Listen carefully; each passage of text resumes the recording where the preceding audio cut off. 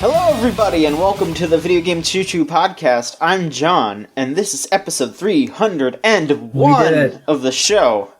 We've went over 300 episodes. If we don't count like weird one-off things, we're probably at like episode 290 something, but you know what? That's fine. It's good. We're good. It's fine. We're keeping going. Going. Boom, boom, boom, boom, boom. We're good. Episode 301. I'm feeling pumped. I don't know why. Oh, you know what? I do know why. Why is that? Because we have Niall on board. Yeah, we do. I've been here for a while now. Hi. Yeah, but that's still good. That's still good. I'm still glad that you're here. But of course, we got some new recruits on the site. We were planning on having both of them on, but Tristan is not available tonight. He had some prior engagements. He'll be here next week, but this week, we are going to introduce you to the new recruit, Chris. Hey, what's up, y'all? Chris, how are you today? I'm here on the train. I'm very, very glad to hear that you are here on the train. So, I guess we should get some good introductions out of the way. Yeah. First off, tell us a little bit about yourself in general. Like, what's your background? Not even just, like, with games, but just, like, what are you into? What kind of person are you, Chris? We need to know everything about you right now. So, social security number, life story? You know, all that stuff. Mm-hmm. Well, my social security number is, oh, wait, this isn't a scam, is it? No. You guys are just doing this whole thing to steal my identity so you can be like, I'm Chris, I make comic books, when you're not actually me. Yeah, 300 episodes just to steal one person's identity. Yeah, well, we didn't even know like when the show started or anything like that. Like this was the long con of long cons. It's the longest con. Yeah. I'm a huge nerd. I've been working in different geeky industries since I got out of college pretty much. I started writing reviews of comics, and then I moved on to editing comic books. And then I wanted to get back into the journalism thing, so I started working for Destructoid's old toy vertical, Tomopop, writing about, mostly the comic book statues and stuff like that, because they needed somebody to write about something that wasn't anime figures. I bet. How did that go? Because, obviously, you don't have to go too in-depth if there's anything that you don't want to say on the record. I loved writing about toys. When I started, I had an incredible editor that taught me a ton about writing and was probably the best I had ever had. Like, made me 10 times better of a writer than I was before. Like, so... Of course. Like, that period was amazing. And so, after that, I left that site to start my own things, and I ran a toy blog called Plastic Kitty, and then I got back into comics again, and have been editing comics ever since. Like, I do the webcomic Nine Twilights, along with Andrea Rosales, who did if you look at the Chooch Twitter banner, that was her work. And a lot of the graphic design that we use on the site, and that hopefully we'll use more of once we patch up the site a little bit more in the future. Hopefully that will be some more of our work will be on display. Yeah, it'll be exciting. I'm excited to see what happens with everything. But yeah, that's pretty much been my history over the last year. I've been like, I want to get back into writing stuff rather than just editing. And so when the opportunity arose, I sent you an email and said, hey, I want to get back to writing because when I edit my own stuff, I'm garbage. No, I mean, it's just, you can't edit your own stuff. Yeah. Self-editing is so difficult. And I mean, that's something that that's why Chooch is a thing, is so we can help each other out and edit each other's stuff. So hopefully you feel welcome here, and we're glad to have you. And it was definitely a case of, I want to write for somebody that, hey, I've been following them for a long, long time. I've been, I've always liked their stuff, and it's a good community built around it. So, having so many mutual friends and stuff like that, it's just like, what better place to help out? Yeah, I think, like, when I first joined the site, you were, like, one of the first people in the site's community that I met. So, like, you've been around longer than I have, honestly, I think, at this point. So it's good to have you, like, on board officially, I guess. Yeah. It definitely has, like, yeah, it's been a long time of, like, me being friends with, like, 90% of you, and now, hey, well, I'm part of the team. Yeah, there you go. I'm the old one of the group.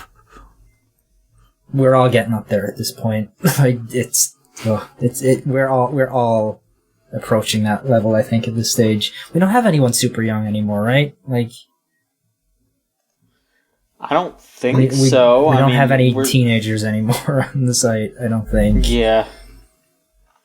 None of us are teenagers. No. It's messed up. Yeah, we're all grown up now. Yeah. Well, we are very glad to have you aboard. See here.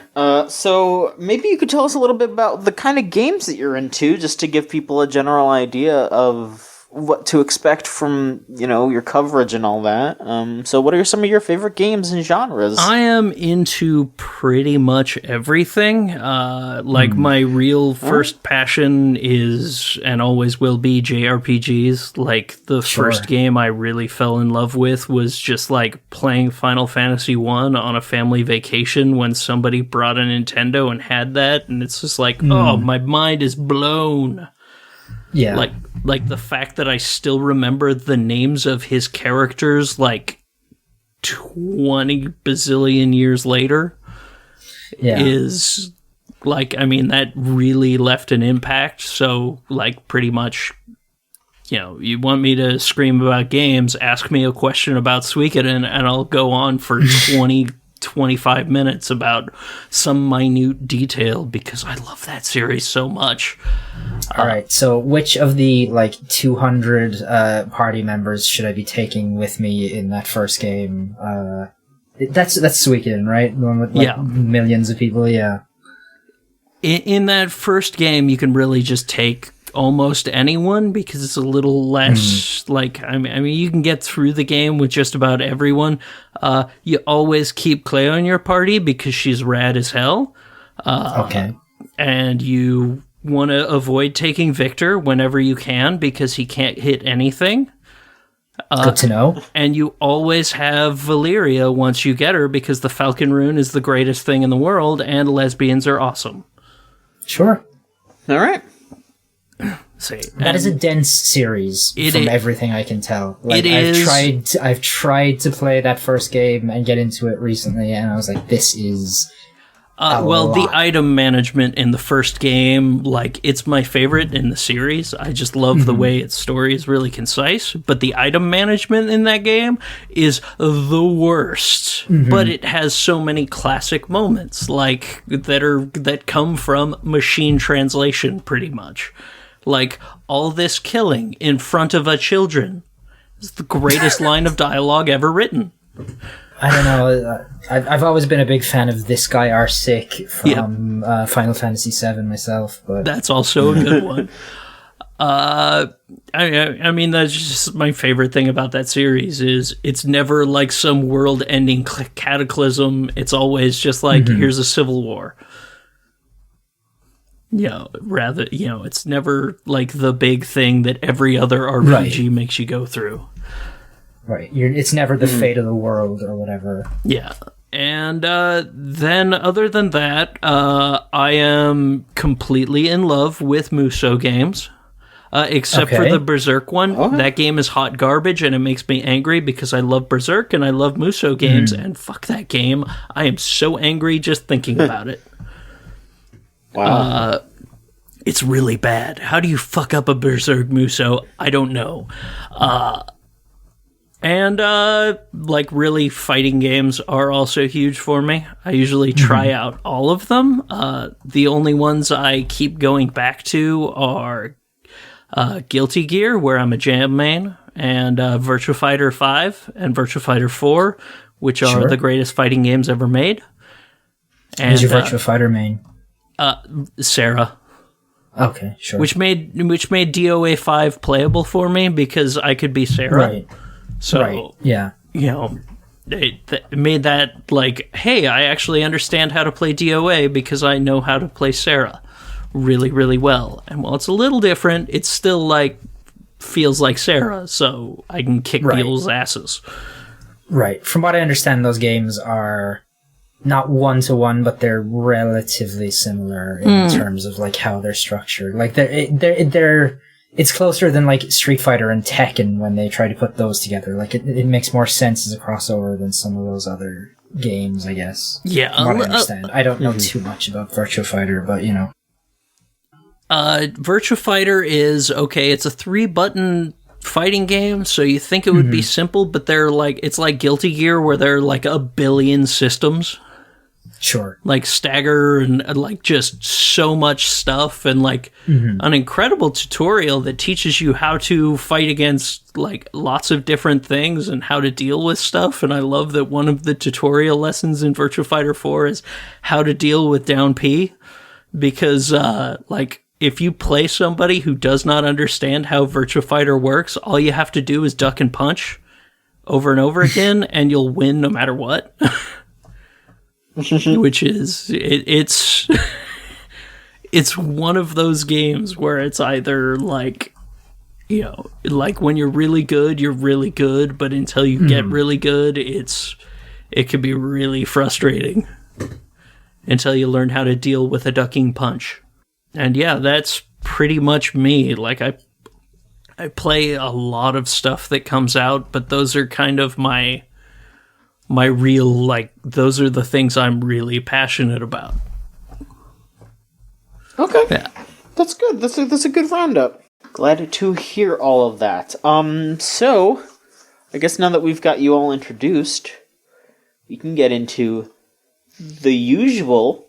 We could start off and ask you about what you've been playing lately. So, what's a game that you've been playing lately? Most recently, I've been playing a whole lot of Rune Factory 4 on the Switch. Okay. It was one of my, like, I put a ton of time into that game on the 3DS, and I love going back to it.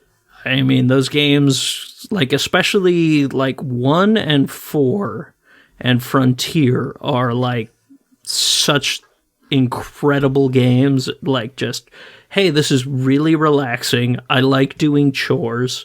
I like going into the dungeons and attacking, you know, and farming and mining and doing all that stuff. And, like, it's just a really, really relaxing game, which, you know, is a huge thing for me. Is anyone else playing or giving it a shot? Or no, I've never touched a Rune Factory game before. It's one of those series that's always just kind of passed me by.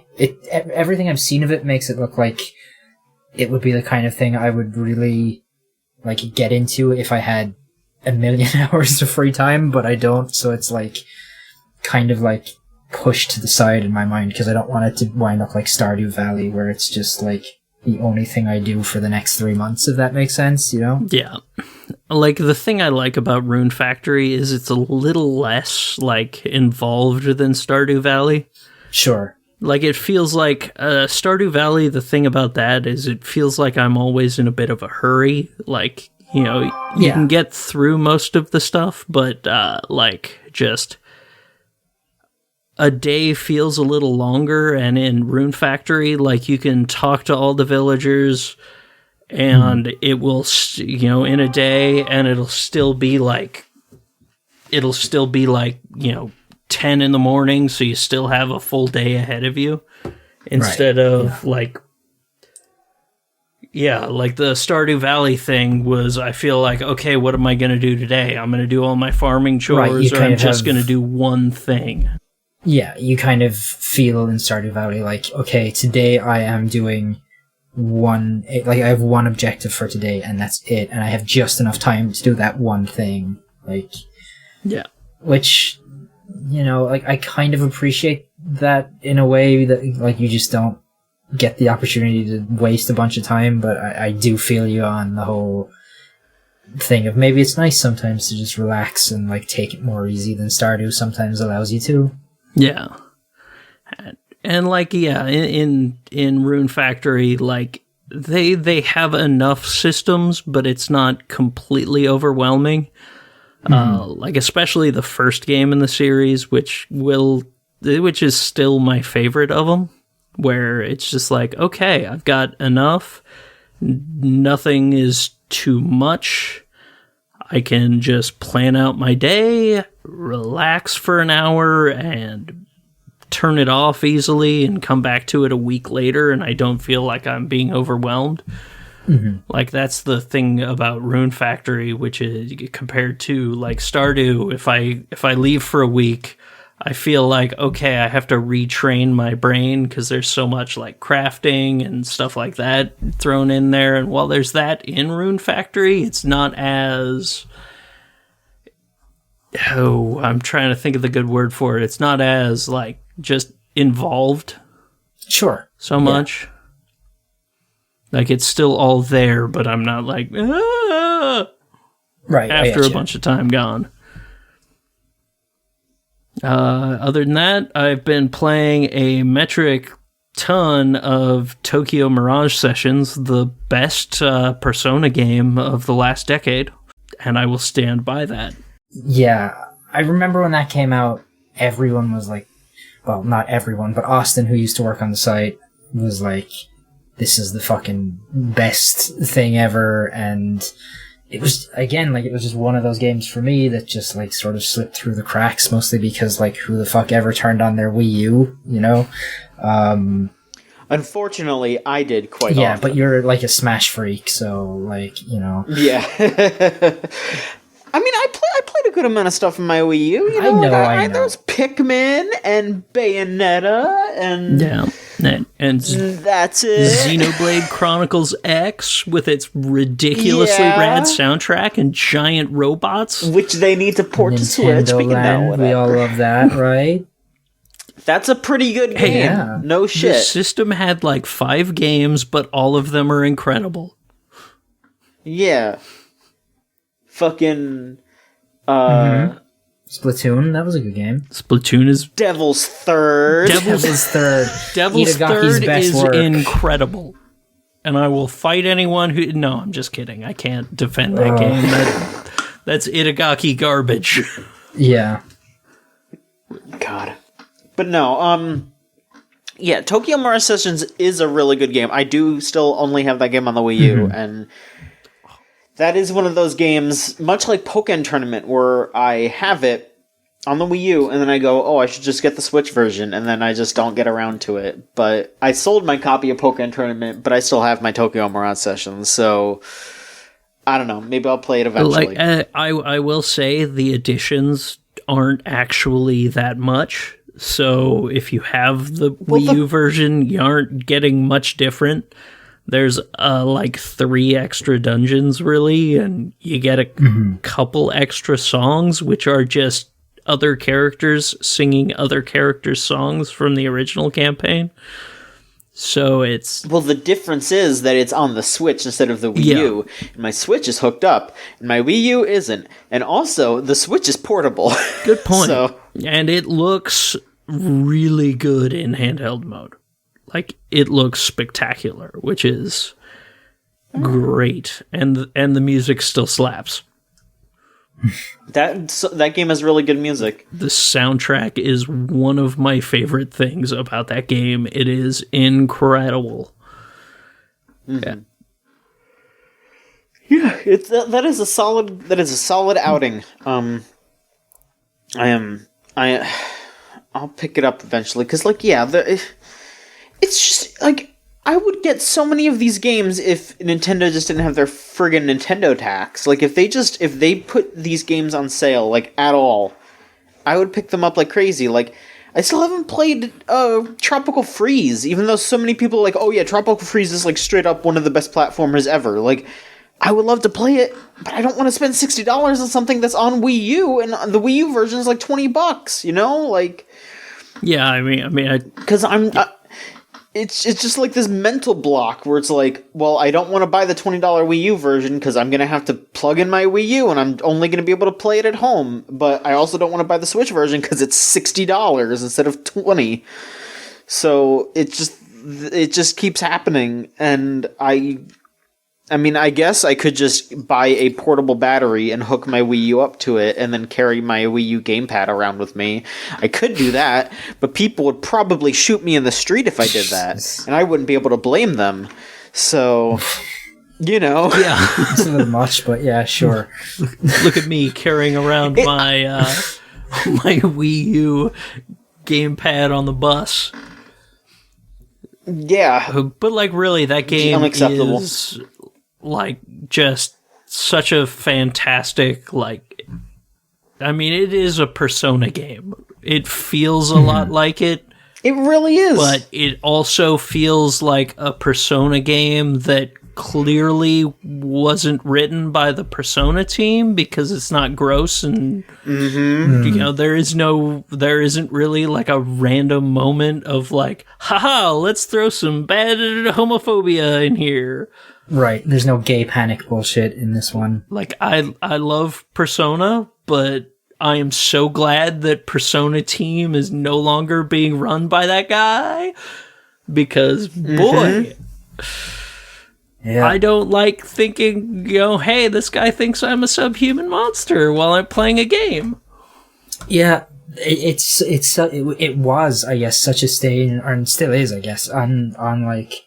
all the games that came out of there, like Persona 4, 5, Catherine, like pretty much everything that he worked on and touched has something that makes you like ashamed to like it in some ways. It's like, just such a bummer. Especially like Catherine was. Yeah. Like I was wanting to, like, when this game when the new release came out, I was like, shit, I should bring competitive Catherine to my locals because I played a lot of Catherine, like, not like competitively with like the best because I never really went to tournaments up until this last year. So, but now it's like, I was so excited, like, oh man, they're re-releasing a new one. I'm going to get to be involved with the competitive Catherine community. And then I was actually like really glad when story stuff came out and the guy that pretty much created the competitive Catherine stuff, Acid Bro, was just like, yeah, I'm not going to play this new game. I'm sorry. I've got trans friends. Fuck you. Yeah. Made me really happy to see that. Yeah. Like Catherine is like legitimately my favorite puzzle game ever. And it's got that awful stain on it of just being like so fucking transphobic that it just makes you go like, God, this game should be so good if it wasn't for this thing. Yeah, and it sucks so bad, too, because it's, like, the worst part of the transphobia for me is it's entirely so they can make a joke in one ending, which is, ha-ha, you know, like, and, it makes me so mad. Yeah. Like, it's just so they can make the horrible transphobic joke that almost everyone already makes. It's not funny. It's not original. It's like, fuck you. I hate you. It's such a bummer. It's such a bummer. Such a great game otherwise, and then they fucking ruined it. It's just, ugh. I don't like talking about Catherine. And that's why I'm looking forward to Persona 6 and not that, like, other game that he's making now and like whatever other team. Like, I'm just gonna, that can just go somewhere else and then Persona 6 can come over and I'll play that one, you know, like that's or fine. Like, I'm excited for Persona 5 Scramble whenever the hell they release that over here, because isn't that coming out in like 3 weeks, something in like that? Japan. Okay. It still has no release date for the US, and I'm sitting there like, I love Muso games. I love Persona. Everything I've heard about this game says it's a really solid thing of both, where it's actually more Persona than Muso, but also a good Muso. Yeah, like it really looks like they straight up just made a Persona 5.5. Like, there is like actual, like, you know, like the simulator, you know, like, go get a job, go hang out with your friends, like, that is all in the game. Cool. It's just when you go and fight, it is a Muso. Oh God, is that Omega Force? Yeah. Okay. Yeah, that's PS4 and But Switch. like when they released the last trailer they released, where they have like Persona 5, 2, and then the 2 gets knocked over and replaced with an S, it's like, that's what it feels like. And all the people are just talking about how, like, yeah, people really liked a lot of the light moments in the game. So it's just like, yeah, a bunch of them are in college now, and they're just chilling and hanging out and having fun. It's like, that sounds great. This is everything I want. And yeah. I dig it. Yeah, that was definitely a tangent. And then other than you're fine. Tokyo Mirage Sessions, it's I've been playing way too much Final Fantasy 14 for the last like 2 years, but that continues. Like, I've always got the game open in the background, and I'll just I'm stressed out, I'm gonna alt tab over to that and do some gathering or a dungeon run or whatever. And it's just, I love that game so much. Outside of the game has a problem, especially in Stormblood and Shadowbringers, with like contrast. And first of all, it sucks that there's no colorblind mode on the console version, so I had to buy it on PC so I could see half the stuff once Shadowbringers came around. But like, the game kind of has an issue with contrast. There are some dungeons that the way my eyes work, I can't see the AoEs. So if I'm doing runs with friends, it's great. There's a boss towards the end of Stormblood where I'm doing it with friends. They can just shout. They just shout in the chat left or right, and I know which side of the arena I need to go to. But without friends, I'm getting insulted left and right because I just die immediately because I can't see the AoE that's an instant kill. Right, yeah, that would be... I can see that being absolutely miserable, honestly, because like the duties in that game are the worst part of it to begin with a lot of the time, so not being able to see the AoEs with randos who are already terrible, like, is a nightmare scenario in a lot of ways, I think. It's legitimately like, so I mean, there are times where like I still haven't finished the new patch because I'm terrified to go to the new dungeon unless I have a full group of my friends, and they've been busy lately. Right. So it's just like, I don't want to do the new content and with random people until I feel comfortable with it. So it's such a weird thing because I still love that game. I love glamming out my character and just, you know, grinding out freaking mining and fishing. Like, ocean fishing is the greatest addition to any game ever. Yeah, like, God, since they added that, like, after that patch came out, one of my like guild mates was just like, hey, do you want to come fishing with us doing this fishing thing? And so I was like, all right. And I went down to Limsa to where like you started, I guess. And there's just like 1 billion people down there, like all the time. It's wild. Unbelievable. It's crazy how much like people seem to love that thing. And it's such a simple thing. It's literally just fish on a boat or whatever. Like, but it's great. But I love it so much, and the mount you get from it, and the little minion you get from it, my little cute little land shark. I love my cute little land shark. I'm gonna name him Jeffrey because I love comic books. It's just like, it's such good content because like fishing was already my favorite thing in that game because I just find it super relaxing. And so getting that and like, hey, I get some cool stuff from it. And it's like a raid based on fishing. Yeah, pretty much. There you go. It's wild to me. Like, I'm not going to go into any more detail about like the stuff I've been going through lately other than to say the Shadowbringers story has been incredible and the patch is also great.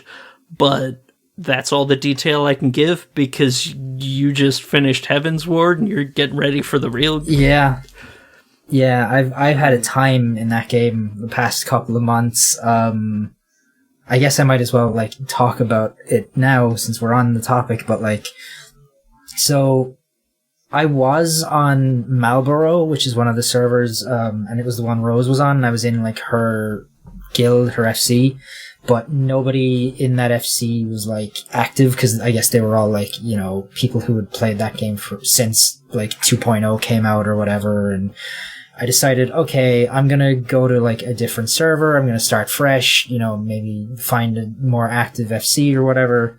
And I switched for all of like 3 days to Zalera, which is a nightmare. And I highly recommend anybody who is thinking about starting that game to not play on Zalera unless you want to see the word uwu constantly and see people like ERPing in public chat in the world, just like shouting horny shit all the time. It is a nightmare. Like at one point when I was on there for a few days, I was just like idling while I was eating or whatever. And this person, this like Mikote girl, walks up in front of my character and like sort of poses in front and like walks away after a second. I was like, that was weird. Comes back wearing something completely different like a minute later, and then poses again right in front of me. And like my guy's like idle poses, he's kind of like looking down at the ground, so he's like kind of looking over her shoulder based on his idle pose.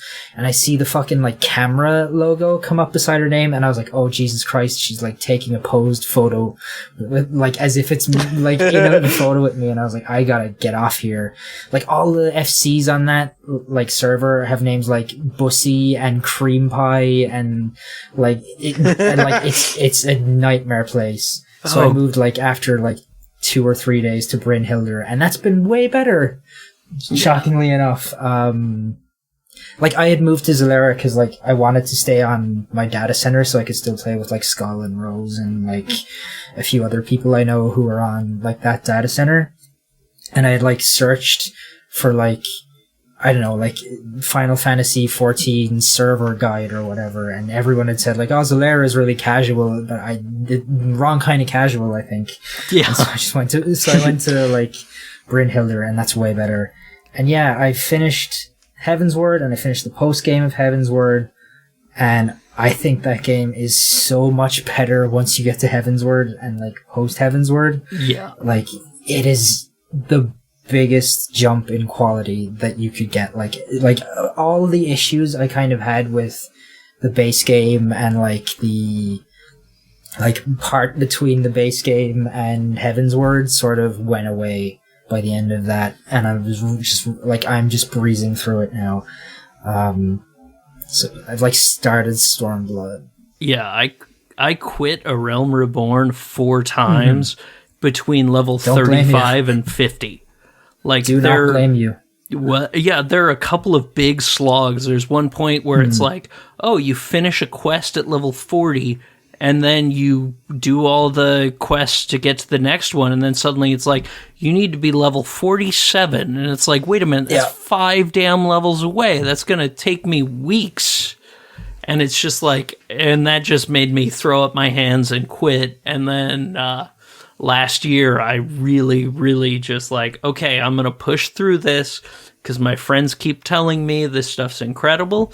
And I have enough friends on one data server. So I was just like, okay, I'm going to pay for a transfer to go to Ferry where all my friends are.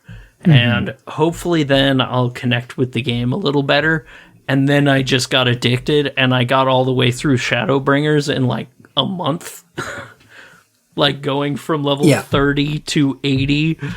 It was just like, okay, now I'm completely addicted because, and it was mostly Heavensward that did it.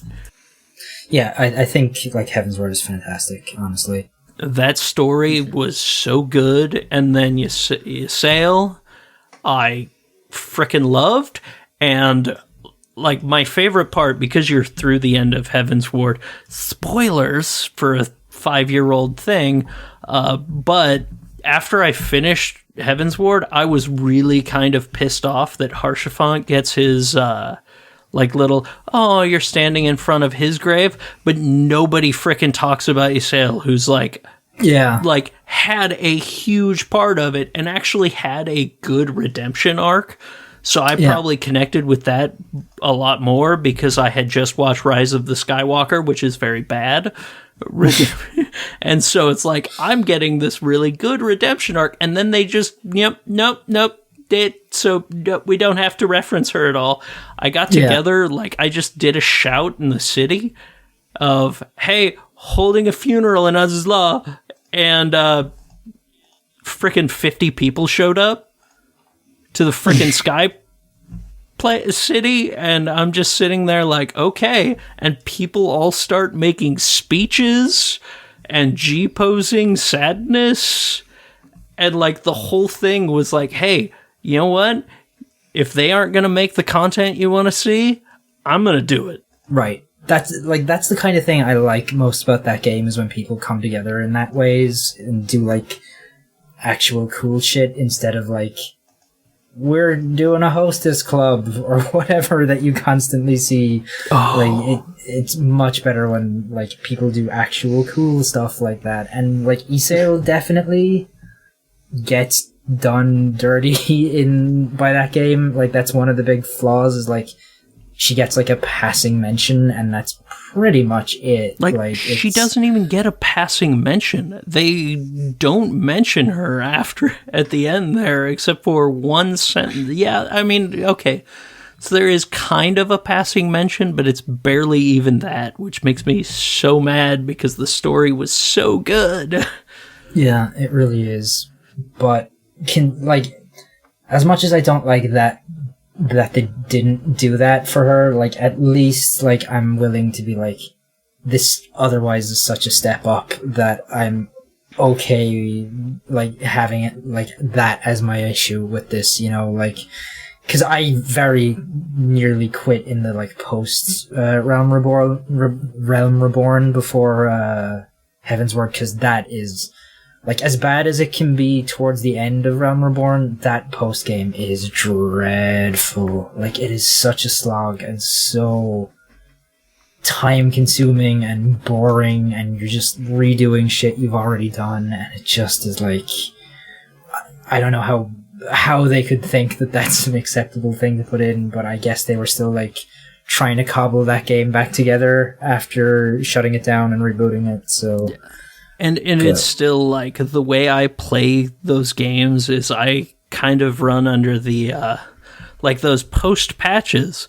My city was Ul'dah, and I had my squadron and stuff like that as part of the Flames, and just okay, I can't actually go do any of my daily stuff because all my stuff is in Ul'dah.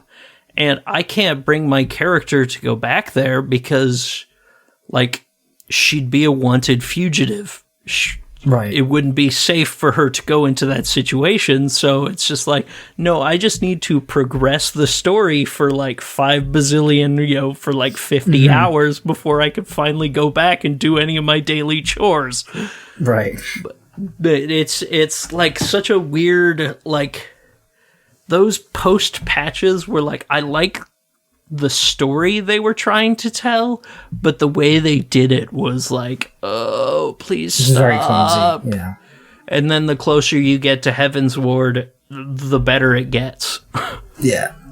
Yeah. It eventually feels like they find their footing with that. It's a shame it took them years, I guess. But yeah, so far I've been enjoying Stormblood. I think I'm on Siren Song C now. That's the next thing I have to do. I don't think it's as strong so far as Heaven's Word, but I do really appreciate just how cartoonishly evil the Imperials are. I'm a big fan of just awful, terrible, evil Imperials who you get to destroy at some point. It's always a thing that I very much enjoy. That was one of my things about Stormblood that I didn't like, is that I just can't bring myself to care at all about Xenos. He's not great. He's so boring. It's cool, you've got a katana revolver case thing. Yeah.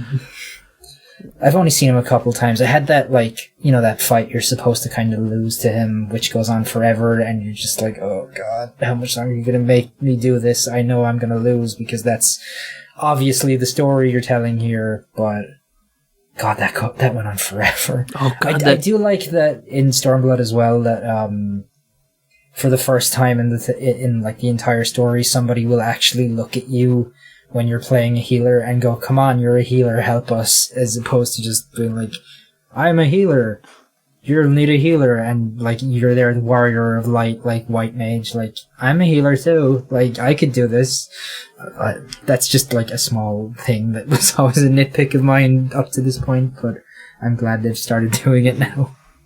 Some of the stuff in Stormblood is like really, really good. Some of it is just the most and most of the really, really good comes from the East.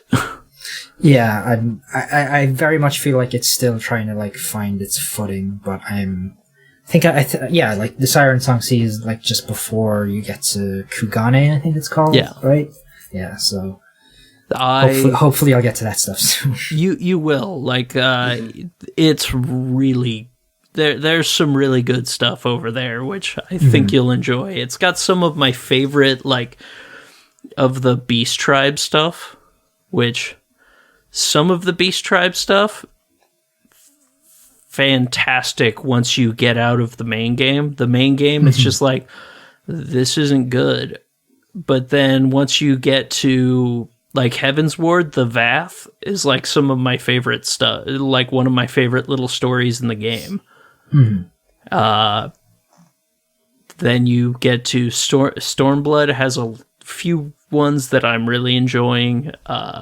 Shadowbringers has one that I'm finding incredible, and one that I am finding really uncomfortable and not well written. Right. But it's cool, it gives me a choice, but it's not good. Like, it's a weird and interesting thing. Like, I love what they've been doing, especially in, like, your zone, and I'm kind of excited to see what you think as you continue the Stormblood stuff. But also, I am totally with you on what we were talking about earlier with the role-playing weirdos, which, whenever you run across a Lalafell in a fedora, oh boy, it's always, you're always in for a fun time of clicking the report button for sexual harassment. Yeah, I generally don't trust Lalafells at all, most of the time. Like, I think, like, we have, like, one Lalafell in our FC and we're not allowing anyone else in, and he's only allowed to be a Lalafell because he knows the, like, guild leader in real life, so he can, like, vouch for him, like, no, he's alright. But generally, if I see one, I'm like, what are you gonna say? What are you gonna do? Are you gonna start yelling stuff about, like, how climate change isn't real again? Like, it's always that kind of thing. It's the weirdest thing. Like, I have had so many, like, weird RP groups that I keep getting paired with on dungeon roulettes, so I've just mostly stopped doing dungeon roulettes unless I've got two other friends with me. Because you get a group of people, you never know if it's going to be like, oh, here's a healer and a tank, and they're both being bad at their jobs because they're angry at each other and want to spite each other, and haha, that's their story they're telling. I don't care. That's great. But I don't care when you're, like, ruining my fun by making this dungeon that should take 10 minutes take 45. Yeah. The absolute worst thing is getting a tank who is, like, trying to do, like, I'm speaking as a white mage player who is, like, speaking or who is trying to, like, do a weird sub-dom thing with you, and, like, I'm just like, what are you fucking doing? Like, no, I'm not gonna heal you if you're gonna, like, act like this is some weird kind of sex thing. I'm a white mage. That's all. Like, all I'm gonna do is make sure you don't die and then throw rocks at the bad guy. Like, shut the fuck up and just do this. Like, if somebody does that with me, I'll just let them die and then I'll res them and be like, now, okay, like, see? Fucking be normal, please. Like, I don't understand that weird... Because I know some healers get into it as well, that weird sub-dom thing, and it just, like... It's so weird and strange, like... Don't do it with strangers. Like, I get it if you have, like, somebody you do that with who's, like, aware of it and that's what you want to do and, like, whatever, fine. But, like, if I'm, like, if I've never met you before, and even if I have met you before, don't do it. Like, you know, like, just... Ugh, it's so strange. I know Zach wound up in, like, a weird situation once where he had a white mage or, like, whatever healer do that to him when he was tanking, and he was just, like, so creeped out by it, and it's so... I don't get it. I don't get the weird sex stuff from dungeon rolls in that game. I don't know. It's the most annoying thing, and it's like, I understand that I'm going to, especially in the Stormblood and freaking Shadowbringers, you know, big duties, I am going to die a lot because I can't see anything that's coming at me. I would rather die. Like, it bothers me less that I die doing that. And normally when I get in with randos, I just say, hey, I'm colorblind. I can't see a lot of this stuff. So if you guys could shout things when they're happening, that would be phenomenal. Otherwise, I might die a bit extra. And nobody has an issue with it normally. Like, that's kind of what I like about at least the Fairy, you know, server that I'm on, is most of the people on there seem pretty chill with that when I say that. And they're all like, oh, all right, we'll help you through it, you know, most of the time. Yeah, but then you get generally like the case. It's only people who are like on the hardcore server on your data center that can be like dickheads usually. Like if I get matched up with somebody from Mateus or like Balmung, sometimes I'm like, okay, this person might be a little too into this, but hopefully this isn't going to be too bad. But usually it's fine, you know. Yeah, that's usually Midgar Stormer for me. It's just like, okay, I'm real nervous now because there's a good chance this person's going to be a huge jerk. But then when they're not a jerk, you're like, yes, this is the greatest experience I've ever had. I died like 20 times. Nobody was mean to me. They gave me commendations to make me feel better about sucking. Wonderful. There's just enough times that you get those huge dicks that it's just like it can sour an experience, but at the same time there's enough niceness that's why I keep playing. Which, like, it's just why I also avoid new content without friends, but it's an interesting thing. Yeah. All right. I guess that was the Final Fantasy check-in. Yeah. Glad to hear it, though. Glad to hear you all are still having fun with it. It's a great game. How about we hop into a little bit of news? Let's do it. Do y'all want to hit the biggest news that just happened, or should we pepper in some smaller stories first? Let's start with that big news. All right, sure. All right. Okay, I guess the biggest piece of news just happened, like, a few hours before we started recording. GDC, which was going to happen in, like, a couple of weeks, very soon, just got postponed until the summer because of coronavirus worries. It was going to be March 15th to the 20th, and now it is just sometime in the summer. A lot of people were just waiting to see if it was going to get canceled. A lot of the bigger companies pulled out already, like Activision and Microsoft and Amazon and Facebook and Kojima Productions, all those different people. They had already pulled out. So GDC finally just pulled the plug, said, yeah, we're not going to do this. They are seemingly trying their best to refund people. I think if you got a hotel through the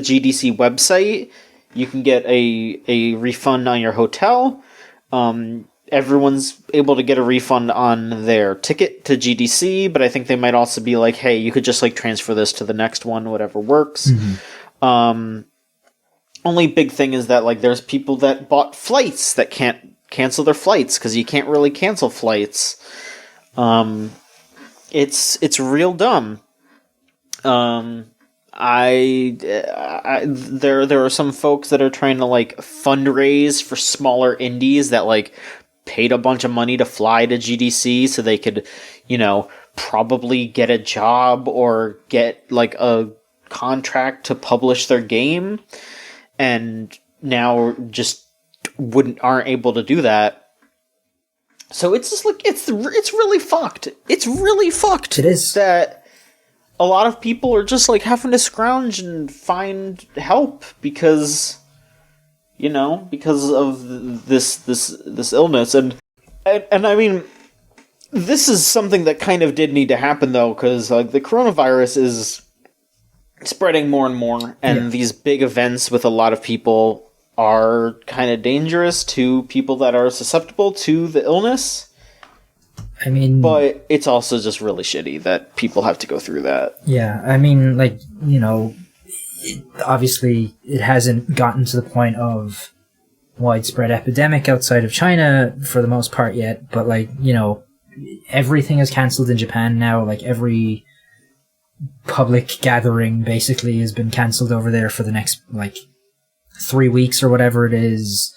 They're starting to cancel sports events and stuff in Europe over here. Like, they're talking they're straight up the Olympics like might get cancelled. At this point, like they're talking about cancelling the European Soccer Championships this summer. Like nobody really knows yet where this is going. So like cancelling stuff like GDC is probably wise. I wouldn't be shocked if we see more stuff start to get cancelled. Like they should probably cancel E3. Like there's a part of me that's like, listen, ESA has like the perfect excuse not to do E3 if if things keep going the way they are for E3. Like I'm surprised PAX is going ahead even, right now in Boston, Solon is there. Like this stuff is gonna have to get cancelled, and we're gonna have to, or people are gonna have to put health and stuff before all of this, because this is bad. It's getting to that point now. Yeah, it's like a really interesting thing for me because I do 10 to 20 conventions a year. Sure. So like I'm getting ready for, I've got Emerald City, and then I'm going to like legitimately right out of there, I'm driving down to San Francisco for another 2-day show. And it's just like, okay, this is going to be real interesting to see how much of this, is San Diego Comic-Con going to get canceled? When I go down to WonderCon in Anaheim, is that going to be, messed up? What's, because I've been to enough conventions that you go there and it's just like, I love nerds, but also the amount of times you walk into a bathroom and just watch people walk right out of a stall and we're right back onto the floor. It's just like, oh, geez, a lot of people are probably going to get sick coming out of that. And then I remember when the bird flu went through PAX like 5 years ago and I came down with the frickin' bird flu, or was it the swine flu? I forget. But yay, there's nothing better than catching a pandemic out of PAX. Yeah, and and it's not just events like this. You could go to a sports game and people will come out of toilets having not flushed them and walk straight out. At my job, I see people and I don't work in a big public space or whatever, but I still see coworkers come out of the bathroom and just not wash their hands or whatever all the time. It's something that people don't think about or take seriously, and now people kind of have no choice but to, because it's spreading, and okay, it's not like the plague, it's not a death sentence if you get it, but you can still die from it. Some people are still dying from it, it's not like the fucking cold, you have to take it seriously on some level, Yeah, anything. It's like, yeah, there's a 2% mortality rate. Guess what? That's still a metric ton of people. That's, like, more than, like, the flu at this point, right? Like, it's pretty rough, like, a 2% chance of death is still a 2% chance of death, Yeah, like... I've rolled D100s before. I'm in a game of Anima Beyond Fantasy, which is the weirdest tabletop game I've ever played. But rolling D100s, hey, guess what? You roll a 98 every once in a while. Yeah, exactly. It's such a, hey, the risk is there. Wash your damn hands. I wouldn't be lying if I said I was I'm a little worried about, hey, Emerald City Comic Con, there's going to be 100,000 people walking through that building, and it's not a huge building. It's a tight squeeze, so it's just like, you got something like this going on. I don't want to catch the con SARS when the con SARS is another SARS. Yeah, it definitely has me concerned for this year. Yeah, I think the Olympics, the Olympics and the Euros are like the two big things that I think will be the test ultimately, because those are going to have people coming from all over the world or all over a continent or whatever and spreading back out shortly thereafter. And if shit gets bad shortly after either of those, then, what the blame is, basically. I don't see how things like that can go ahead. And I think I would not be surprised if GDC just doesn't happen at all this year, the way things are going. It probably shouldn't. It sucks for the people who had business or, appointments or who were hoping to get hired out of that, but, at the same time, it's such a public health risk at this point, you kind of have to maybe consider not doing it this year at all, I feel like. I actually, I kind of agree with that for the big, especially with the big events, where it's just like, you've got, 200, 100,000 people in a small area. I don't know how big GDC is attendance wise, but it's probably at least, it's a big thing, so hey, it's probably right that they did what they did, and I don't hold it against companies pulling out of PAX and whatnot. I understand it.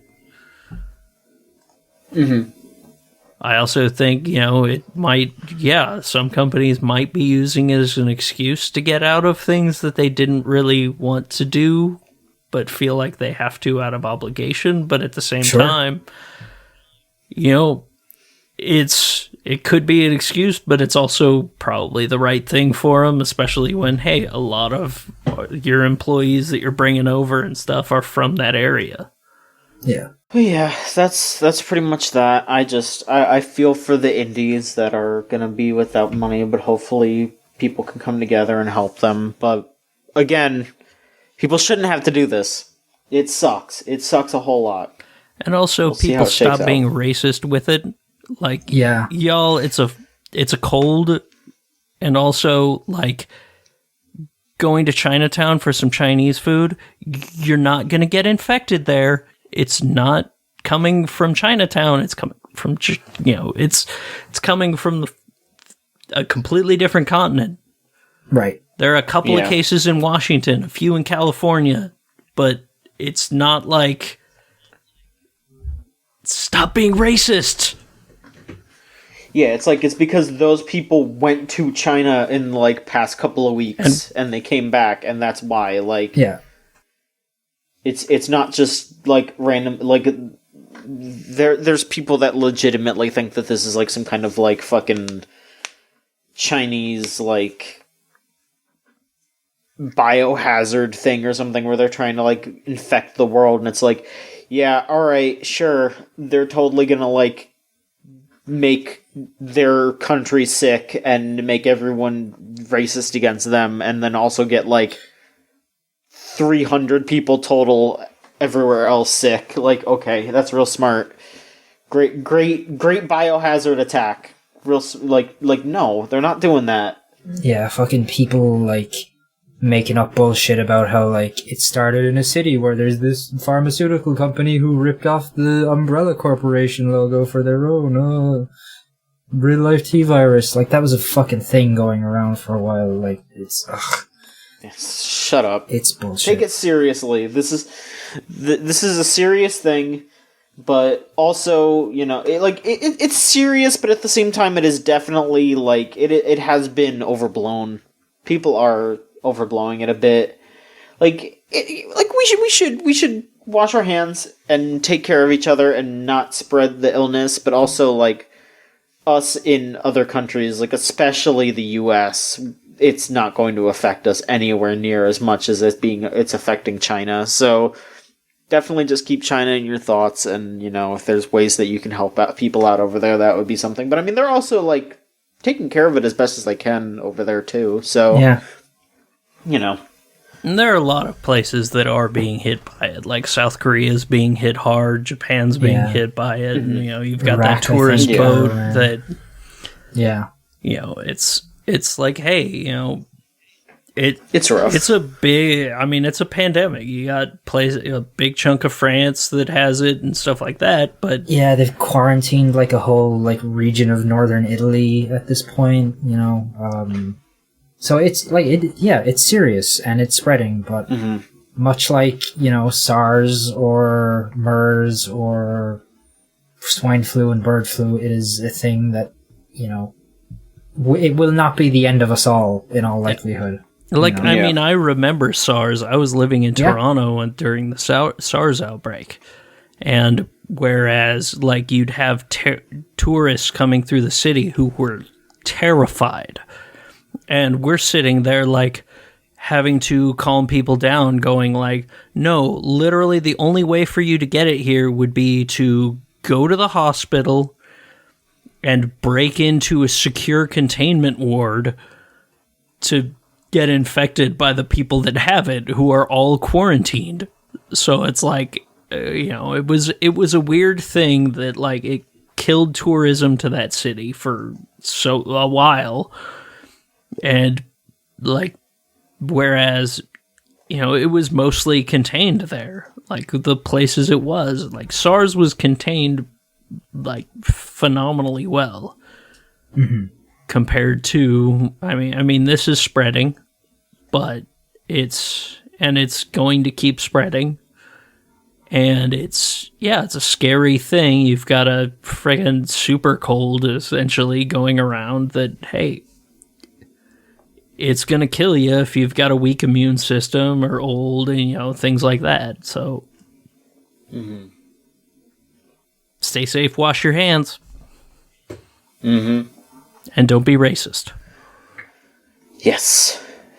I'm sure that people listening to this probably don't have to worry about the racism aspect too much, but, you know, also just keep that in mind, because sometimes you get bad thoughts in your mind. And, you know, that's why I love the chooch. Let's talk about something a little less serious.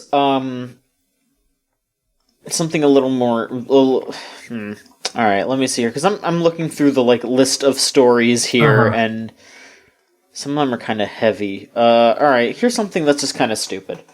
So Pokemon Day was a couple of days ago. I don't really know why, or no, it's because it's the anniversary of Pokemon coming out in Japan. That's why it is. I'm stupid. Anyway, yeah, it was the 27th was Pokemon Day. They had some announcements, nothing too crazy. I think it was mostly like, oh hey, here's a trailer for the movie that's coming out. All that. But they introduced a brand new Pokemon called Zarude, the Rogue Monkey. They made a new monkey. How do we all feel about the new monkey? It's dark and grass. It is the new mythical Pokemon. and it has vines wrapped around its arms.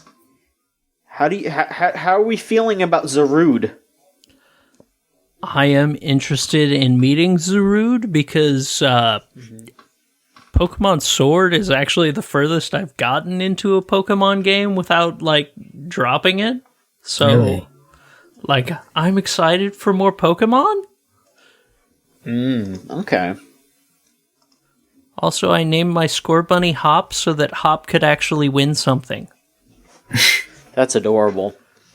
Niall, did you see Zarude? Do you have an opinion on Zarude? I'm not too familiar with his work outside of Sandstorm, but it looks like a monkey. It looks like a Pokemon. Okay. It's a Pokemon. I guess I don't hate it. It doesn't fill me with hatred like some of the Pokemon designs do. So that's good at least. Of course. Mostly like some older Gen 1 Pokemon. Yeah. Like a certain fucking Krusty the Clown looking motherfucker. Yeah.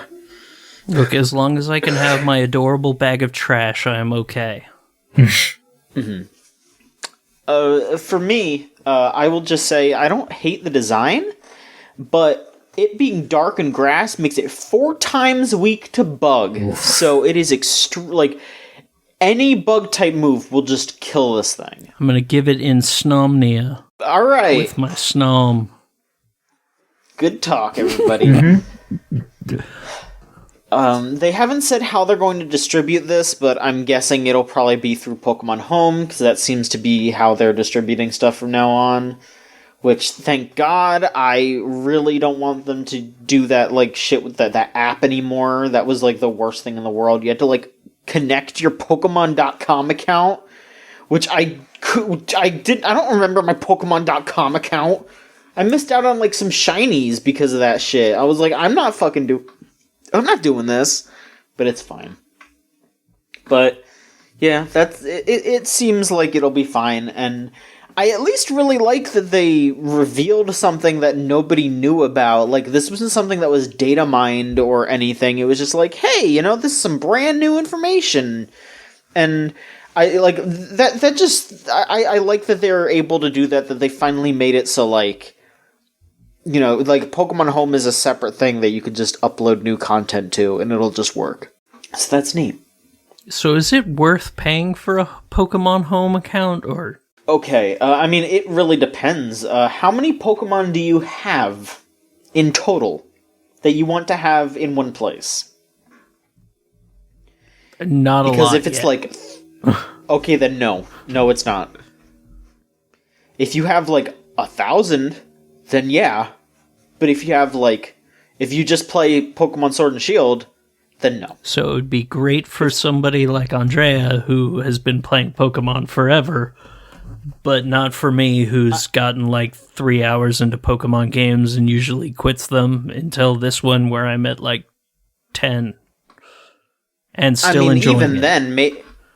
Even then, maybe not, because, like, would she want to bring all of her Pokemon up? Is she, like, competitively battling? Is she breeding a lot? Like, is that stuff that she cares about, or is it just...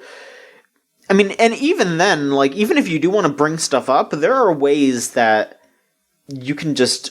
Because it's expense on top of expense. Because not only do you have to pay for Pokemon Home, if you want to bring stuff up from previous games, you gotta pay for Pokemon Bank, too. Because you gotta transfer that stuff up to your 3DS game, and then put that into Pokemon Bank, and then you have to have an active Pokemon Bank subscription to bring it up to home. It's so stupid. It's too much. Yeah, that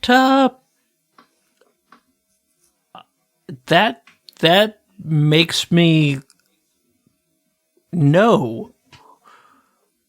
I don't... Yeah, that's way too much. Mm-hmm. Yeah, like, it's like we talked about it in detail before, but like it's not that expensive, but it's still like the principle of it, where you're dropping like $15 a year just to get all your stuff in one place and have it sit there. It's a lot to do that. It's not really the cost that gets me. It's so much of I think my brain went blank about halfway through your explanation of how you have to do it. Oh, I mean, like, okay, like, say for example, you, like, I'm not gonna go through the full conversation here, but, like, say for example, you want to bring a Pokemon from, like, Gen 3, like, oh man, I've had this Swampert since I was a kid, I want to bring it to Sword and Shield. I don't even know if you can bring Swampert up, but let's pretend. You'd have to do that trick where you'd have to get, like, an old DS and put your Gen 3 game in there, and then Diamond, Pearl, or Platinum in there. And then you have to do another game where you have to... or maybe you can bring it up to Black and White, I don't remember.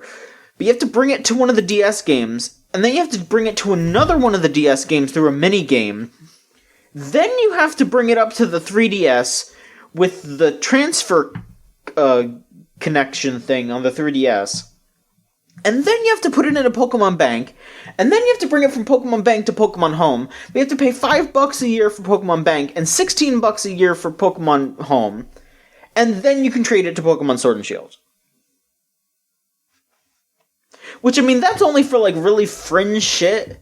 But that's just it's so much. It's so much. Like, I wish, like, Nintendo would legitimately make money if they just sold a USB port that if you plugged it into your Switch, you could put a GBA Pokemon game or a DS Pokemon game or a 3DS Pokemon game in there, and it would just automatically transfer it to Pokemon Home. Like, if I liked those, like, if I really had connected with all of those games, I would have totally, like, buy something like that where I could stick a Game Boy, a GBA thing into it and transfer my Pokemon. I would pay $60 for that, and I bet a whole lot of people would be like, yo, give me that instead of this monthly fee, and you'd probably in the end make just about the same amount of money. Yeah, like, it's not a bad concept, and then, hell, I mean, the only thing is that, like, I mean, I don't know, the real answer to this, well, okay, I was gonna say that the real answer to this would be releasing these games on Virtual Console, but then at the same time, you know, people would be like, oh, but my childhood Pokemon that I want to bring up, like, I don't know, there's always gonna be a fringe case, but yeah, I just, you know, I started to, like, seriously shiny hunt in Sun and Moon, so I had to bring up a bunch of shiny Pokemon to Sword and Shield, and, like, I didn't pay for Pokemon Home, and I didn't want to pay again for Pokemon Bank, so I actually just had to ask somebody in Shoot Chat, and I was like, hey, like, I traded them all of my stuff to their 3DS game. And then they traded that up to to their Pokemon Home, and then they traded that up to their Pokemon Home to their Sword and Shield, and then they traded that from their Sword and Shield to my Sword and Shield, which, you know, like, I'm glad that I was able to do that, but still, holy shit. That's... I kind of love listening to your explanation of it, because it still makes no sense to me. It's dumb. Like, there are videos out there of people, like, going through the steps to bring Pokemon up to Sword and Shield, and it's just kind of hilarious to watch, because there's like mini games you have to play. Like, you don't just in the older games, you don't just automatically bring them to the new version. You have to, like, catch them again in some of the versions. You have to play a stupid mini game where you, like, throw Pokeballs at the Pokemon to recatch them. You have to, like, beat... And also, you have to beat the Elite Four in these games as well before you can do that. So, you know, if you have, like, a Gen 3 game, and then you want to transfer something to, like, a DS game, but you don't have that DS game, and you buy it new, or not new, but, like, you buy it and it doesn't have, an Elite Four save file on it, you're gonna have to start over and play through it to get to the Elite Four, to be able to do it. Oh boy, this is not a good system, is it? It's not. But the monkey's cool. The monkey is cool. And I mean, like, the fact that it's physically possible is really cool. Like, it's super, super cool that you can bring a Pokemon that you've had since you were little up to current times. That's amazing. But also, God, it should be easier, and God, it shouldn't cost like almost $20 a year just to keep them in a box. And I know they did add a bunch more Pokemon, so I do have one important question I have to ask. Did they add Oshawott? Can I have my water otter? I don't know if they added that gen starters. I'd have to look it up. Which I have a stuffed animal next to my bed that I've had since that character was introduced. Since that Pokemon was introduced. I love Oshawott with a passion.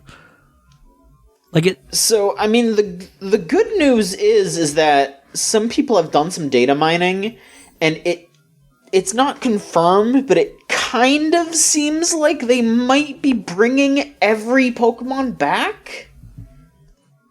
But that probably won't be until, like, you know, and probably by the end of the year, once all the DLC is out, I'm gonna guess, is when they'll do that. But, yeah. That's one of those things. Pokemon, it's a thing that I have always, loved the cartoon.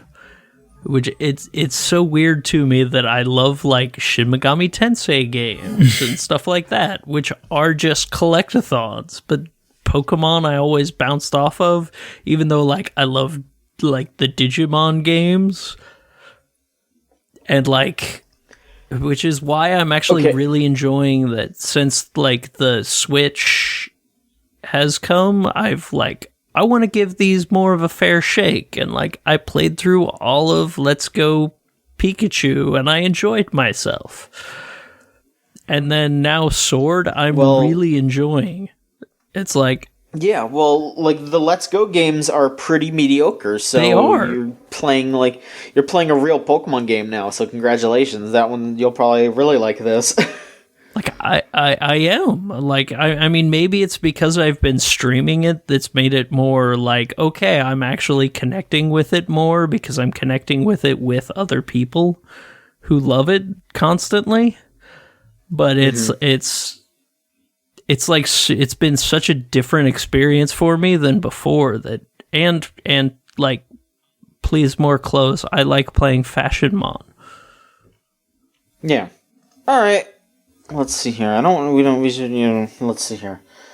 Here's a weird bit of news. We're getting into the rumor aspect here, but we can touch on that.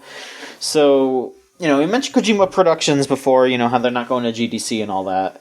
But, they seem to be potentially teasing something. It's kind of strange, but, we might be looking a little too deep, but there have been some rumors. The official Kojima Productions English Twitter account tweeted out a post about how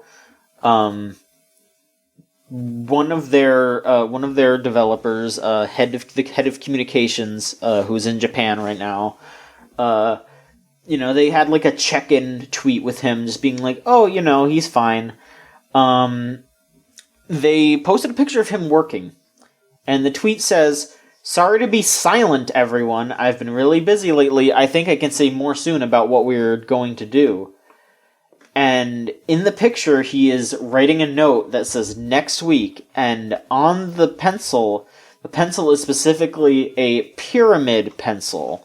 So people are thinking that this might be some kind of little hints that maybe, just maybe, Kojima Productions is back working on Silent Hills again. There's been a lot of rumors that Kojima and Konami are on good terms again. So, who knows? Maybe we'll see Silent Hill stuff from Kojima. I seriously think all that would have to happen, Kojima Productions wouldn't actually have to say anything. All that would happen is, I'm just waiting for the tweet from Wario64 that just says, PT is back up on PSN. Like, as soon as that happens, like, people are gonna shit themselves. So, I don't know. We'll see. We'll find out next week, I guess. There have been some other, like, cryptic tweets from, I have to look up his name. The character designer of Pyramid Head. And then there's one of the directors who worked on Metal Gear or something like that, tweeting out, like, being frustrated that Pyramid Head is dead or whatever. There's some weird stuff in there. Yeah, it was Masahiro Ito, who is, he did, like, the character and background design and art direction for the first 3 Silent Hills. He just tweeted, "This tweet means nothing," or "This tweet means that I have nothing to tweet. If it goes well, I will have nothing to tweet tomorrow." And then, like, a few hours later, just tweeted, "Pyramid Head, rest in peace." So, some strange stuff going on. I mean, I don't know, maybe he's upset that they're making another Silent Hill with Pyramid Head in it, because, you know, like, he's very proud that he made Pyramid Head, but he also was very much like, them bringing Pyramid Head back over and over again was really lame. Like, he wanted to keep making more monsters. So maybe he's, like, upset if they're gonna have Pyramid Head in this new game, even if Kojima's working on it. Who knows? But I hope... Maybe he's just worried that Pyramid Head is going to be in it. Maybe he heard, like, oh, they're making another Silent Hill, but he's worried about that. So, I guess we'll find out next week if there's anything going on. Who knows? This might be nothing. This might be Kojima being like, oh, hey, we're gonna do an event. You know, like, who fucking knows? Maybe. There's... Maybe they are canceling the Silent Hill movie they kind of announced a few weeks back that popped up on my timeline. That's right. And Hideo Kojima is going to make his feature film directorial debut on a Silent Hill movie.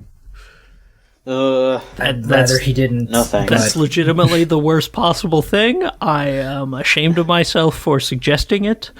But you've put it out into the universe now. Yes, I did. And now it's in your head. I have ruined you. Haha. I don't know. The most exciting thing about this news is that, hey, Konami's kind of seems like they might be making video games again. And if this is true, it means they're letting their, like, classic team back to make video games, which... Oh, I see where you're going with this. Which means... And, you know, Moriyama wrote Alliance Alive and, you know, Warriors Orochi 4. So, you know, Suikoden 6, please. Or on a serious note, it's just weird. Like, Konami maybe making video games, like, seriously again is weird to think about after the shit show that has been, like, the last 5 years. Yeah, them doing something other than, like, PES. Like, and Bomberman. Are they still making Bomberman? Like, Bomberman, that Switch game did frickin' huge for them. Oh, they made a Switch game. Like, they're still making... It was a Switch launch game. Huh. Yeah. They're still making DLC for that, or have been up and... Like I've seen people talking about that game. It's not even, like, paid DLC either. Like, they made that game, and then every couple of months they'll just be like, oh, there's a couple new bomber, like... They're usually just, like, skins for the bombers, and it'll just be like, oh, hey, here's, like, a bunch of references to old, like, Konami games. Like, they made, like, a Tokimeki Memorial bomber. God. They made, like, a Gradius bomber. You know, it's cute. I think they made, like, a snake bomber, and then they actually got, like, David Hayter to make, like, the noises for the snake bomber. So, you know, David Hayter's still out there being Snake, because he's got to do the, like, grunts for the snake bomber, and, you know, whatever couple of new grunts they had to record for Smash Ultimate, because I don't think he said there in the old ones, you know, like, he had to do his new lines for Smash Ultimate. Yeah, I don't know. It's interesting. We'll see how that goes. I'm gonna take full credit for that though, because I bought so many Yu-Gi-Oh cards in the past year. Off. Maybe they made a bunch of money and they were like, "Oh shit, we can pay for Kojima now." Yu-Gi-Oh is pretty much where their money is. Honestly, yeah. I mean, they probably do make a good amount of their money from Yu-Gi-Oh. So Yu-Gi-Oh and Pachinko. You're welcome, everybody. Yeah. Thank you, John. When You're a PT hero.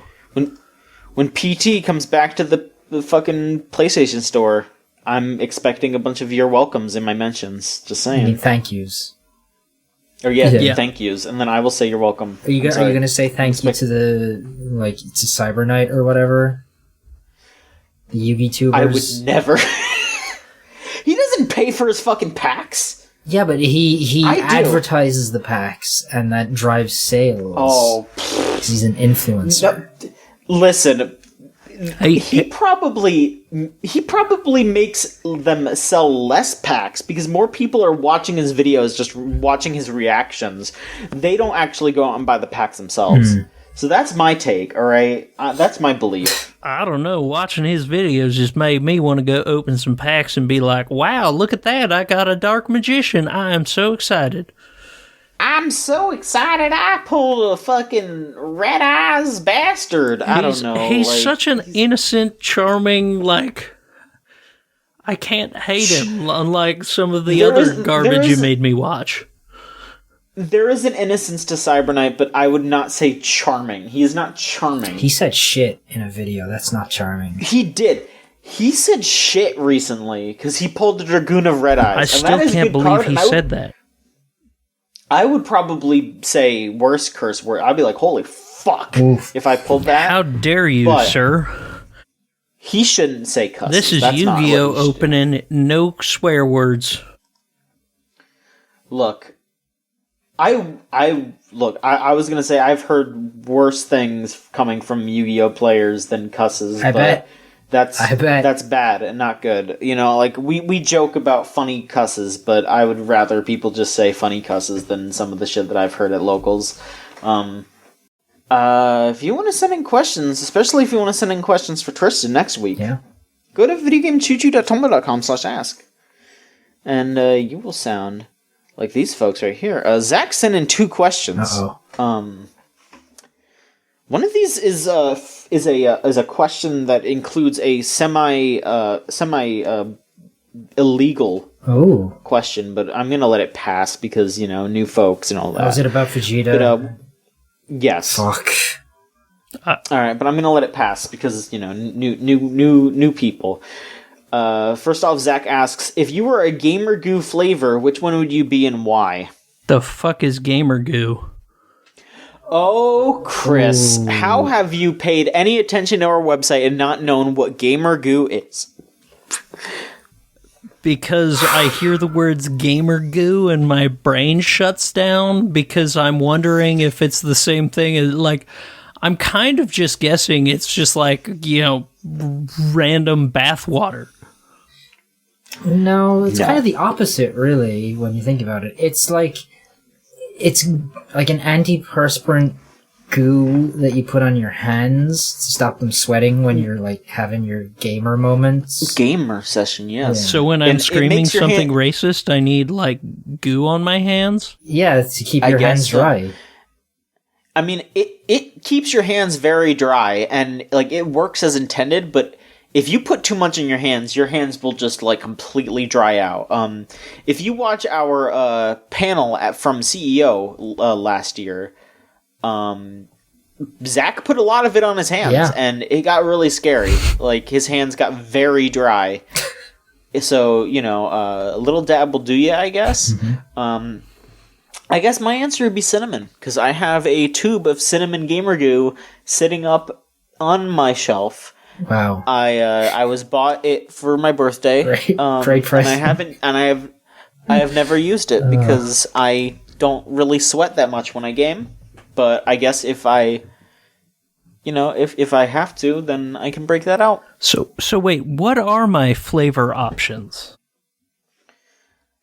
I am going to have to look that up. You can make one up yourself. It doesn't have to be like... Yeah, it can be the Chris flavor, like the branded, like, G Fuel style Chris flavor.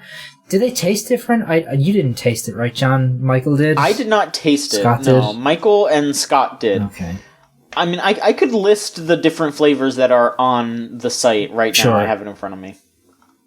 I have peppermint, orange, cinnamon, vanilla sugar, teak wood, cherry blossom, and sport.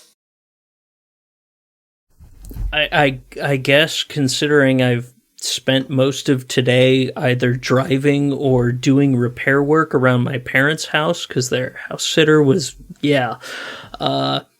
I'm going to go with teak wood, because I like the smell of wood, I guess. Sure. Okay. Yeah, I guess of those I'd probably go with, like, vanilla sugar, I guess. I like the smell of vanilla. Sure. Okay. And Zach also asks, you're cooking a romantic dinner for yourself and Vegeta. Ugh. What's on the menu? Cyanide. I mean, he'd probably shrug that off, so that would just kill you, I think, unfortunately. Fajitas, so that I can have fajitas with Vegeta. Alright. That's pretty good. Well, also, fajitas are delicious. They are. They are very good. I think I would go for, I'd just bring him to Wawa. I want to see what Vegeta would get from the Wawa. I'd get my usual. I'm gonna put this out there in case any of the listeners are out there and you like, maybe we're at like some kind of event and you're just like, I'm gonna surprise John with a Wawa meal. This is what I get from Wawa. I get a wheat sub, the chicken. I get the chicken meat for the meat. I get Swiss cheese. I get lettuce, banana peppers, barbecue sauce, salt and pepper, and cucumbers. That's it. It's delicious. That is the Machonsky special. It is super fucking good. I get it every time I go there. And then I'll get some like salt and vinegar chips, or like sometimes I get those like honey. It's like honey cheese puffs.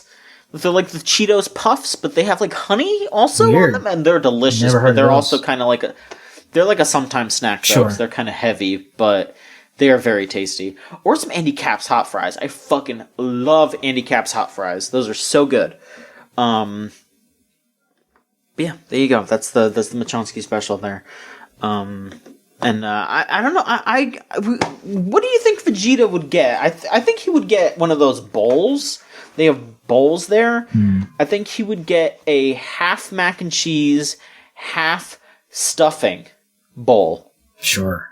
And then he would just ask them to just pile up. Just be like, put as many toppings as you can on this bowl of yours. That's what he would do. And then I think he would get a one of those really fucking big water bottles, like the Zephyr Hills bottles. Sure. That are like a fucking liter, basically. And I think he would also get a side, like one of those sides of bread as well. He'd get a whole buttered roll. There you go. That's my opinion. If you disagree, you're not allowed to ask because Vegeta's banned. But there you go. That's the end of that question. I'm just going to say one thing, in that being on the West Coast, I am jealous of you having access to Wawa, because in Oregon, we ain't got none of that. Come to CEO, and you can get it. I am maybe going to try, depending on what weekend it falls on in my convention schedule. That's the fun part. All right. Well, there you go. We'll figure that out. The next question is from Harlequin Wheels, who asks, what is the most exciting set in a fighting game tournament that you've ever watched? Oh, it has to be the Dragon Ball Z Fighters Grand Final from EVO 2018, right? Sonic Fox and Goichi. Yeah, that was awesome. That's a good one. I'm forgetting the names. I think it was 2014, but it was BlazBlue Grand Finals, and one of them was Lychee, and made a comeback came back from losers to win it. And Lychee was my BlazBlue main, so that was rad, but also it was just like incredibly hype, and that's what made me fall in love with Arxis games. Like right there, I was just like, yo, I need to really dedicate some time to this game, and I got pretty dang good with that character after a while. But then I moved on to Guilty Gear, and just like, I just give... Like, that Grand Finals, it was amazing. That, or the same year, King of Fighters also had, like, one of the most epic Grand Finals ever. So it was just, like, a year of... Yeah, I'm pretty sure it was 2014. Yeah. But, God, that was incredible, and that's what, like, made me go from, hey, I just play fighting games casually for fun, to, I actually want to get good. And I mean, I'm still not good, except for Virtua Fighter, but like, it made me, I understand what YRC means now because of it. I think it was the same year as the Goichi Sonic Fox finals, but I just think about, it wasn't really a set, but I just remember that, like, comeback that Lil Majin had in Tekken 7. That was really good. I think that was last year, wasn't it? Really good. I think it was 2 years ago. 2 years ago. Okay. But yeah, it's 2 years ago. That was incredible, where everyone was losing their minds for Lil Majin. And also that like some of those grand finals things, like I love the stories that you get. Like you had the year with L.I. Joe, and everyone just like getting behind this guy. That was so good. Nobody really like who. Like you never really saw him in top 8s outside of the East Coast, and all of a sudden it's like, hey, here's this guy in the top 8 of frickin' the big show, and frickin' wow, what a good player. And then you also had Arslan Ash at Evo Japan, was just that was wild to watch. Just like me, like, who is this? I watch Tekken all the time. I've never seen this guy at a tournament, and wow, now whenever he's playing, I'm like, I need to tune in. Yeah. God, when I think about, like, hype fighting game moments, I also think about, like, the absolute worst grand finals I've ever seen, which was CEO last year for DOA, where fucking... There was a move in the game where, like, Phase 4 had this move where she could do, like, a mid-punch that gave you advantage on block and was 2 frames, and, like, in the grand final, fucking Caliber Blades just spam that move over and over to the point where even the commentators were like, this grand final sucks. Like, because he was just doing it constantly, and you can't defend it because it gives you advantage even if it gets blocked. So it's just like, fuck this. And I was so bummed because I was like, fuck, this game can't catch a break. God damn it. Ugh. Yeah. The worst.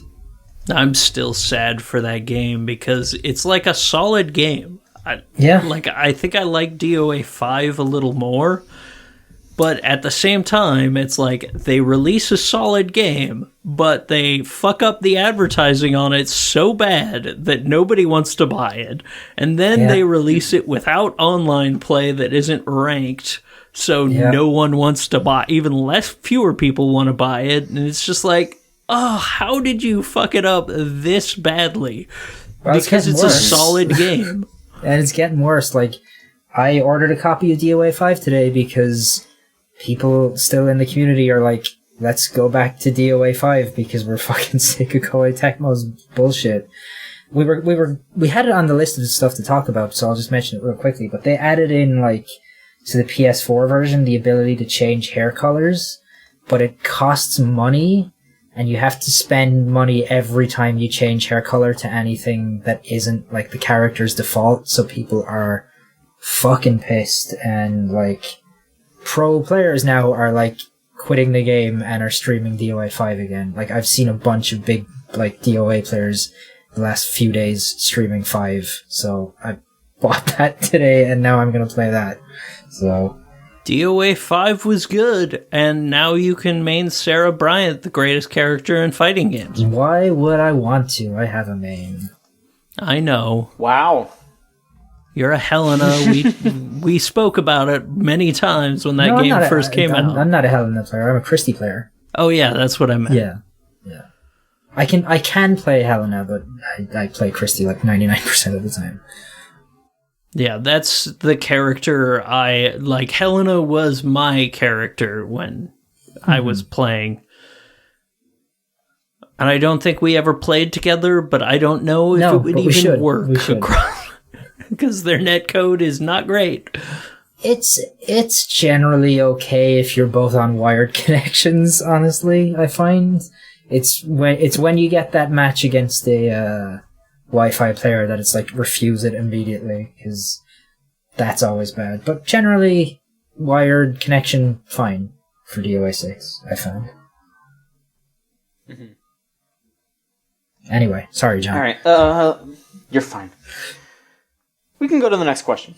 Anonymous asks, why do people hate the Pokemon monkeys from Gen 5 so much? I love them and can't understand all the negativity, because they look like shit. What are the Gen 5 monkeys called? I don't know, so you'll have to let me... I don't even remember what they're called. They're just these, like, 3 fucked up looking monkeys. They're like, it's a fire, a water, and a grass type one. Monkeys. I'm just typing in Gen 5 monkeys right now. Is one of them a brass Elemental monkey? monkeys. Oh, I these would be more ones. interested in that. They look like shit. I hate them. The one looks like it's got like a turd on its head. Yeah. Yeah, I don't like these. I don't like them at all. And you know what? You can like whatever you want to hear, or you can like whatever you want to like. I just absolutely do not enjoy these three fuckers. They look to me like somebody at the Pokemon Company went to like a character designer from Sonic Team and was like, "You want to make some monkeys for us?" Like that's what they look like to me. Kinda, yeah. I could see that. But not like Sonic Team, like Sonic 2006 Sonic Team. Mm-hmm. I'm not a fan of them at all. Sonic gonna be kissing those monkeys. All right, let's go to the next question before someone dies. Okay, both of these questions are kind of horrendous. One of them is horrendous for obvious reasons, and then the other one is horrendous because it's going to make me talk about Yu-Gi-Oh. I'll ask the first one. This isn't even really. This person's just talking about how they're into the crocodile lady from Spyro 3. I don't think I should talk about this one. I don't want to talk about this one. Anonymous, okay, here's the last question. If you want to send in a question, it's videogamecheatshooter@tumblr.com/ask.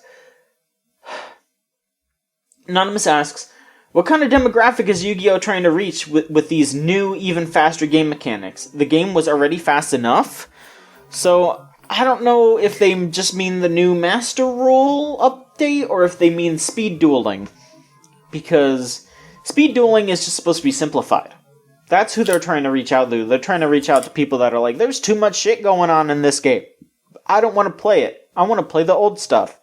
Because that's what speed dueling is. It's basically the old stuff, but also faster. And that's what it is. It's for the normal people. As for the Master Rules, it's because nobody was using Synchros or Xyz or Fusion monsters, so they had to make it so people actually wanted to use those cards. And also, the game is probably going to be really fucked up and scary, and it's going to flip everything on its head.